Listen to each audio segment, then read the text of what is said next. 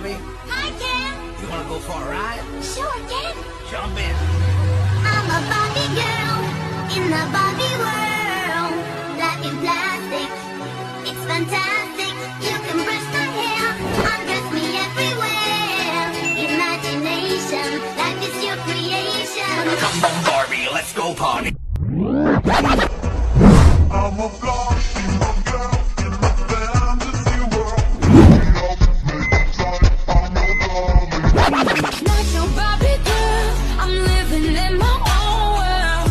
I am plastic, call me classic. You can't touch me there, you can't touch my body unless I say so. Ain't your Barbie, no. I did the Barbie challenge as an addition to this because I feel like it sends a good message, especially about how a lot of people think that Barbie's the reason that a lot of kids grow up with the idea that they have to be as small as possible, and a lot of people look at it as an unrealistic ideal, which isn't necessarily true because Barbie's been around since the 1960s, and this wasn't a problem then either. But also, Barbie was an actual person. Her name was Barbara. So it obviously isn't an unrealistic ideal because that's what she looked like.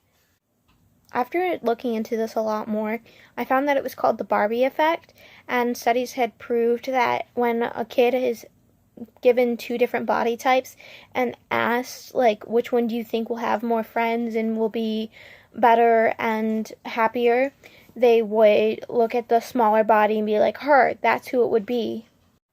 I found another article, and it's called Disproving the Barbie Effect, and it makes a good point as to why people would still think it's true, even though it's not. So, they looked at it in a case of no kid looks at their doll and thinks about she's too small, she can't even fit everything that she should have in her body. Nobody looks at Barbie and goes, her legs are so long. Like, no, nobody looks at her like that. It's just she was made that way, so it was easy to get her clothes on and off because she was meant to show that you can be anything you wanted, anything imaginable. Barbie was an astronaut, she was a doctor, she was a vet, she was everything you could possibly want her to be. And that's the effect they were going for. They didn't want to show you a girl who was unrealistic. That's not their goal. They just wanted you to show a girl who could do anything she wanted and set her mind to. With that being said, I asked people if they could give me a personal statement on how they feel about the body positivity movement and how they feel about the idea that it's gone too far. And I'm going to keep it entirely anonymous. And so the first thing I got told was, personally, I think we need to be comfortable with who we are inside and out.